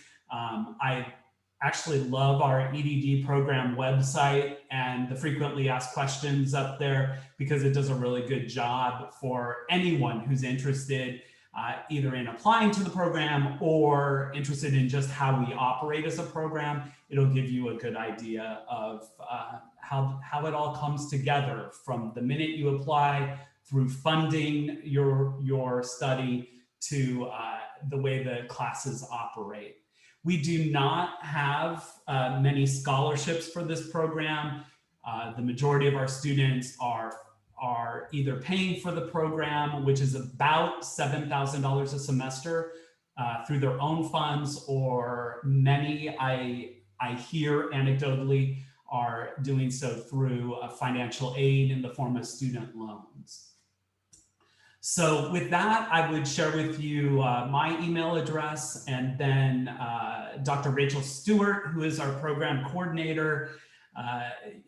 The final thing that makes our program unique that I'll share with you is that Dr. Stewart not only is the program coordinator, but the 3 letters you see after her name were actually earned in this program. So she has the distinction of not only coordinating aspects of the program, but she can speak to it as having been through it. And so the benefits that we derive from that lived experience cannot be understated. So with that, I thank you for your attention and your time, and I look forward to the discussion. Great. Thank you very much, Marshall. It's very, very interesting. Okay, we will move into the question discussion part. That'll be coordinated by Dr. Surgalatsi of the Millennium Foundation, and we've got a little bit of time for that. Nodar. Thank you, Dr. Rochelle. There are not many questions submitted, but there are many requests related to the sharing of the presentations. And as for the other days, I promised all of this audience that we will share the presentation in PDF format later on.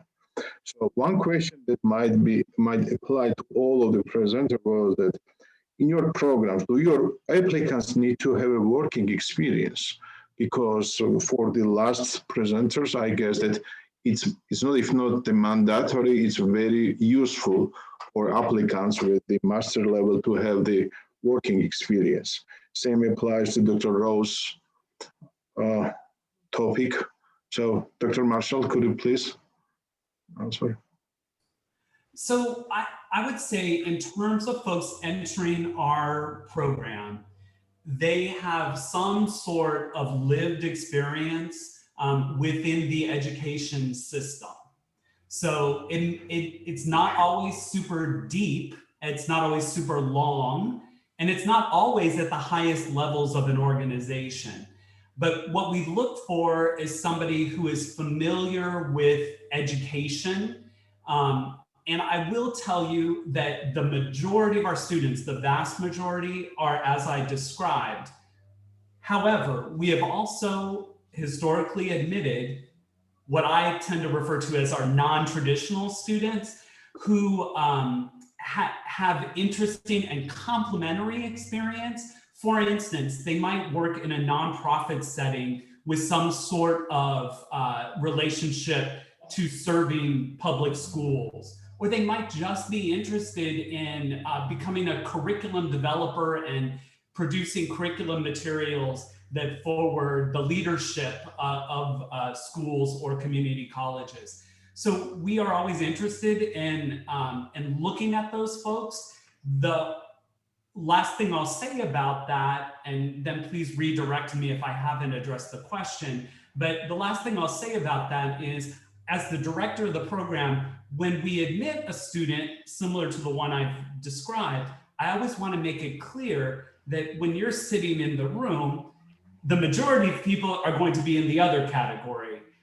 There's rich learning that takes place, not just the non-traditional student learning from the site leaders, but frankly, the site leaders learning from somebody who's not like them.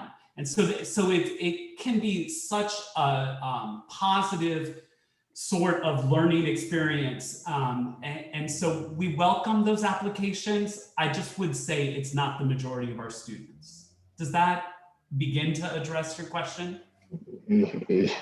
Yes, and unlike the other programs, we noticed that your program required master education, master level for as a prerequisite. So while the many of other programs, especially in STEM and science, they don't. Yes, and you can begin to see why that is as you look at how the program came about. That's why I was giving you the history, because it really is intended to take folks who already have had considerable education and take them another step forward. Thank you. I'm happy to answer that as well. For the Language and Communicative Disorders program, you do not need to have a master's degree. Usually about 25 to 40% of our incoming students have a master's degree. We don't require particular work experience. The focus is they have to have research experience on some level. And I just wanted to add, I think we're very similar to Tracy's program and the clinical psychology program. I think one of the biggest misunderstandings applicants to our program have is they think if they have years of clinical experience, some are already licensed, say as a master's level therapist, that is going to give them a step up in the application process. We think that's wonderful if they have that experience. It's fantastic if they've been in education, if they've worked in a hospital as a psychiatric nurse, if they've been in the Peace Corps. We think those are all fantastic experiences that enhance their application. The misunderstanding our applicants sometimes have is they think that compensates for the research experience.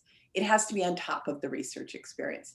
So just saying, gee, look I've spent 10 years delivering mental health services, so I want to now go get my PhD, they would not even be considered for our program. The research experience is the key credential, but the other stuff is great.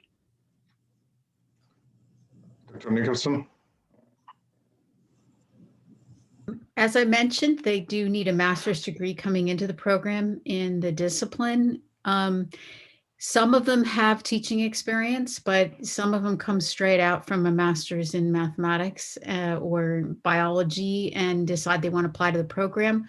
There are 2 interviews, and part of that is just to make sure that they understand what it means to do research in this field, but most of them come in without research experience. They sometimes come in with college teaching or teaching experience at the lower levels. One question came to Dr. Lowe. Dr. Lowe, is the clinical training incorporated into your PhD program, or is it parallel training? We have been able to incorporate it into the doctoral program where we're able to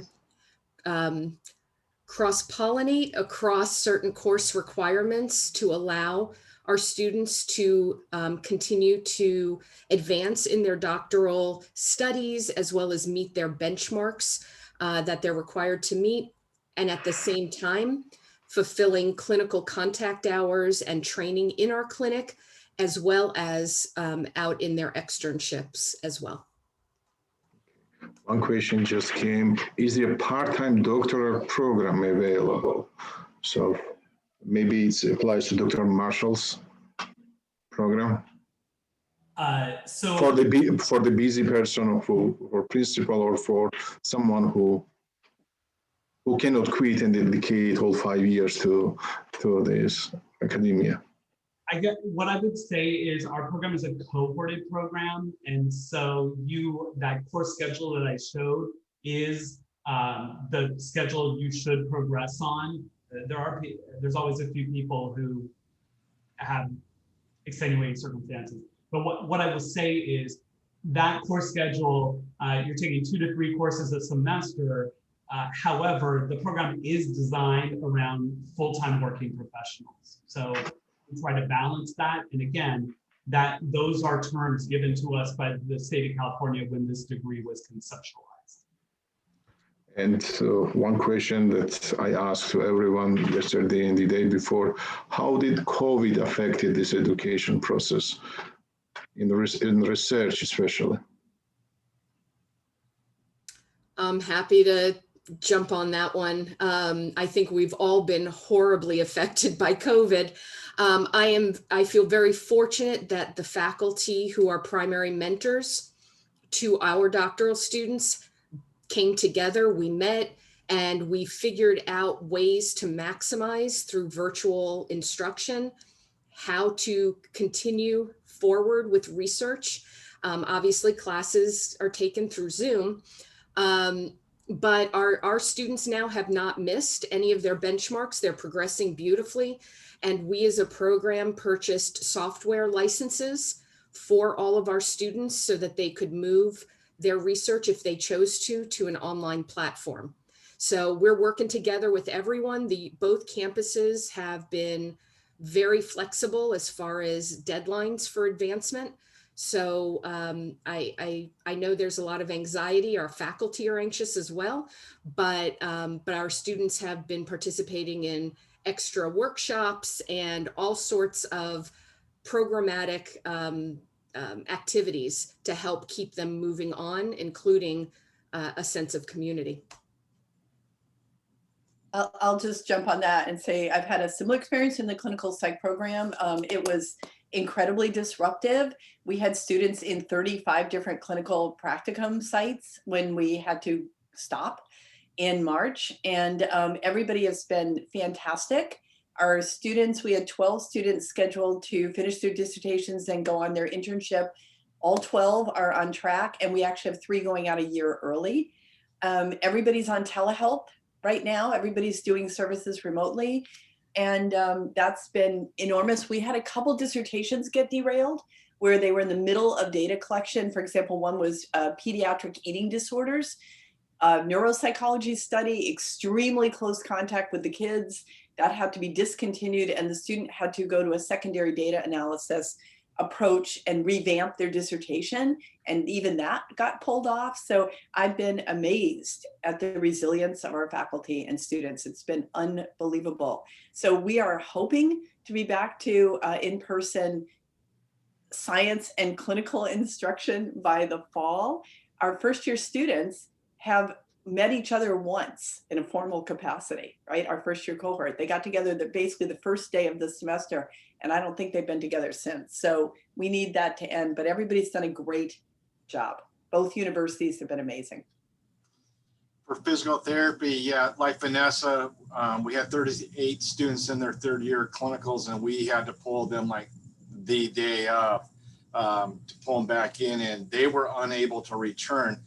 Our APTA national body allowed cut down the number of weeks that students must mandate, they must meet to be, to graduate, to get a license. And our students were on the real high side of clinical, so it was easy for our students. They were just fine, but they're just upset they couldn't finish out their clinicals. But for our next, and then our doctoral seminar went to on live, and it went fine, surprisingly. For our current year, we've been able to place it's been very tough, but my director Clinette has placed all our candidates each semester very successfully. But the trend has been for, it's moving most of the students to outpatient orthopedics or, just general outpatient, because skilled nursing facilities or inpatient hospitals are extremely hard to get placed because they're it's been better now that the vaccinations are starting, but they tend not to want the students right now in those environments. I'll say for us in education, remember we're on a 3-year plan to get that dissertation done as required by the state. And aside from having a cohort that has never met face-to-face that started last summer, I will tell you that the biggest challenge is those students who were 2 years in with approval from the Institutional Review Board to begin their research in schools. And then all the schools stopped being in school and went to virtual instruction. And so as I say to them, this is a horrible fork in the road for your research, but an incredible opportunity to show your resilience and to write a dissertation that nobody has ever seen before, because we've never been in this situation. Well, maybe since 1912 or whenever the pandemic was last. Thank you, and this question to Dr. Nickerson, because math and science education is pretty tough in face-to-face contact, and while everyone is teaching online, maybe you need to add there specific chapters there how to teach online math and science, because this is a huge problem in general education K-12 course in Georgia. Yeah, it certainly has shifted.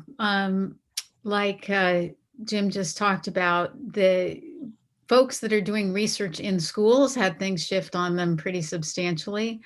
But, you're studying teaching, and teaching looks a little bit different right now. So, or perhaps student understanding. And so things shifted for them. It hasn't delayed graduation for anybody, but they have had to have resilience. There's been increased interest, as you've said, in what it looks like to teach in this virtual environment. And so some of the questions have shifted a little, or people have picked up topics related to that notion. So it's definitely been a walk with a little bit of a few turns in it, but the students are figuring it out because this is what education looks like right now. Thank you. There are no more questions, I think, and we can thank all of the presenters for the great and outstanding presentations. And Dr. Rochelle. Thank you, everyone, and thank you, Nodar, for hosting this session. This concludes the presentation of our doctoral programs. We have other ones, but we picked the ones that related most directly to STEM and also to requests from you in Georgia. All of the presenters are available. You'll have the emails for both the directors and the program coordinators. Feel free to reach out to them, also to Dr. Guven and to me.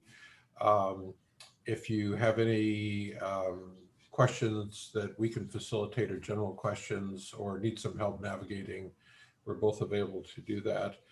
SDSU Georgia has offered its offices to help navigate, including issues like visas and flights.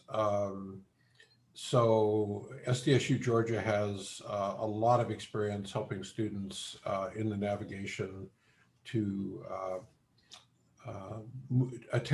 visit or attend the US, and those facilities are available to any students that are interested in the joint doctoral programs. Also, we heard a presentation on fellowships that are available from international program in Georgia to help supplement the costs of study abroad. And SDSU Georgia or I can help make those links.